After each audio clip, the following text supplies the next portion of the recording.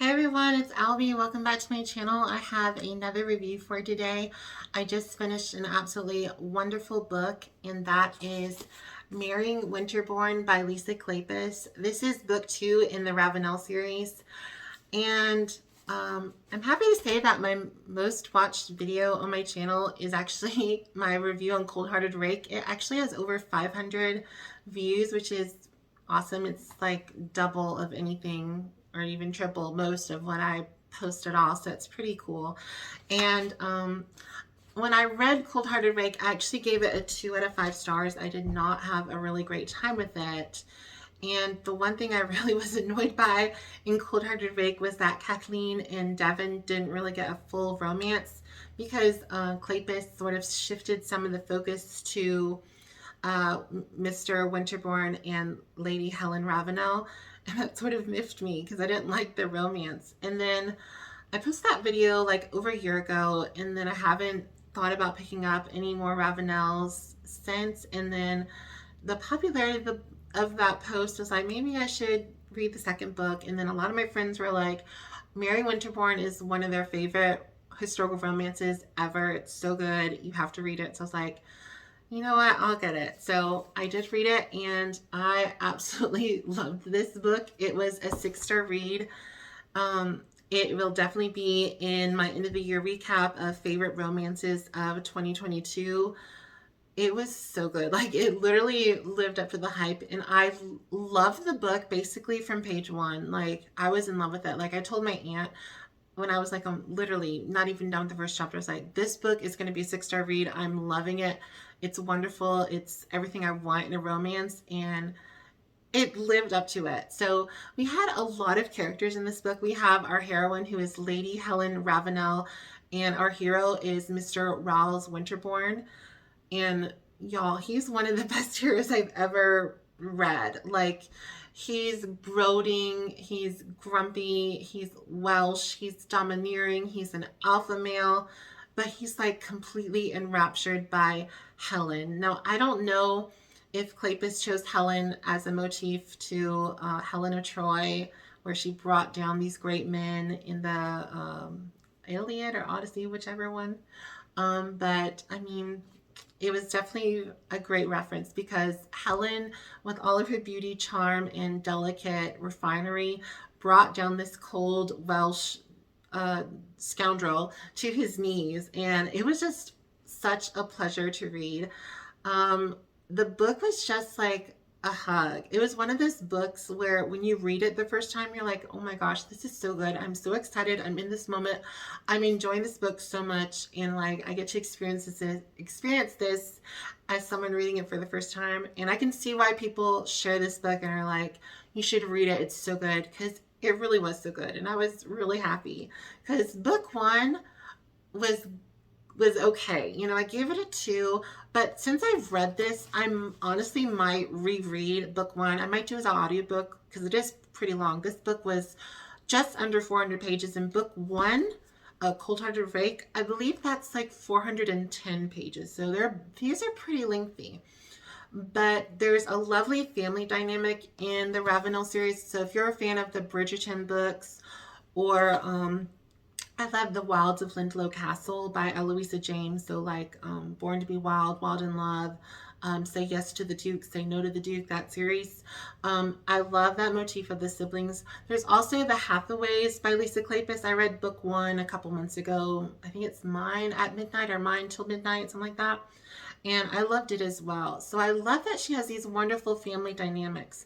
So along with Lady Helen Ravenel, we have her 2 younger twin sisters, who are Pandora and Cassandra, and they each get their own book, which is awesome. And her guardian is basically her sister-in-law, Kathleen, who has you know, she gets married to Devon. Trenner, I think is his last name. And you know, so it's this wonderful family dynamic.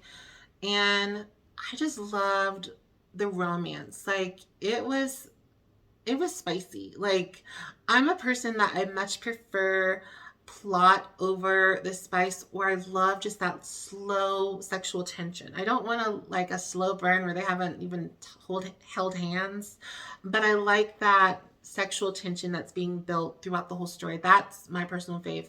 I had this sounds weird. I had more fun with this book and its spice. That sounds terrible. Not what I meant. But I enjoyed the spice in this book more so than like in this book, which is a straight erotica. I liked the romance in this. I liked the passion that Rhys and Helen had. I liked all the secondary characters. We had Miss Fernsby, who is Rhys' secretary.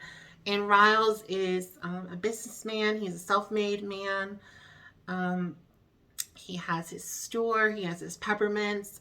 There's a recipe for Mr. Winterbourne's peppermint creams in the back of the book. I definitely want to make those. I think I might make that for like a Vlogmas video. I don't know if Vlogmas is here, if I'm going to do a whole 25 days. It was just a lot.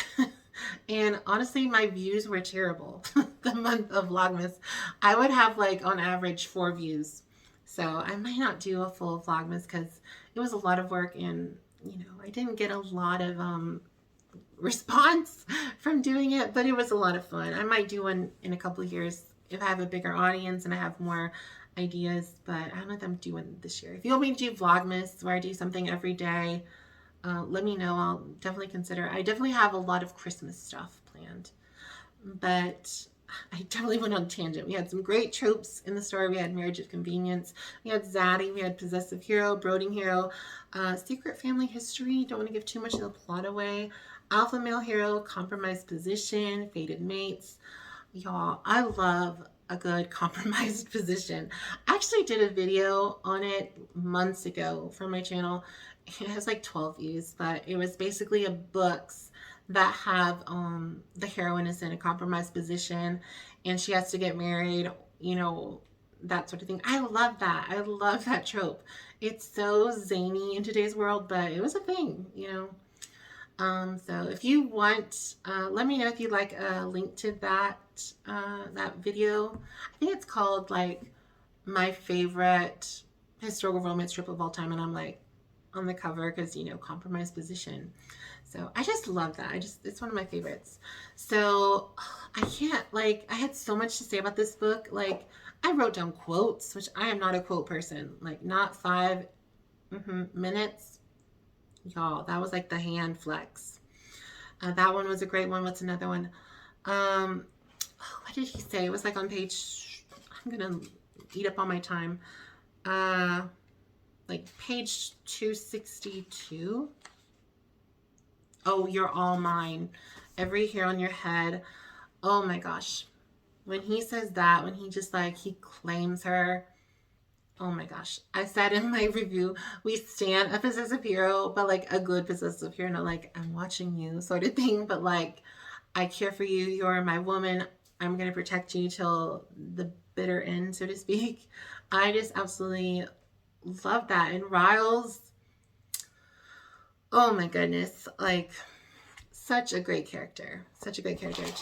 I love this book so much. I had a delivery. I got book 3. And I know that this is a tie-in to the Wallflowers. Well, the Wallflowers were on sale. And so I got the rest of the Wallflower series. And I have, again, the Magic. So I think that my November TBR is going to be like 90% Lisakleypas because I loved this book and I want to just kind of read another series.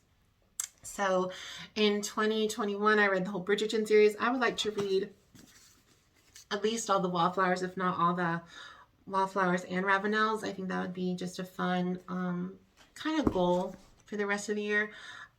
My reading goal for 2022 was to read 30 books. Well, this was my 60th book, which I'm really proud of. I know a lot of people read a lot more than I do, but still 60 books I'm pretty proud of. So I'm very happy about that.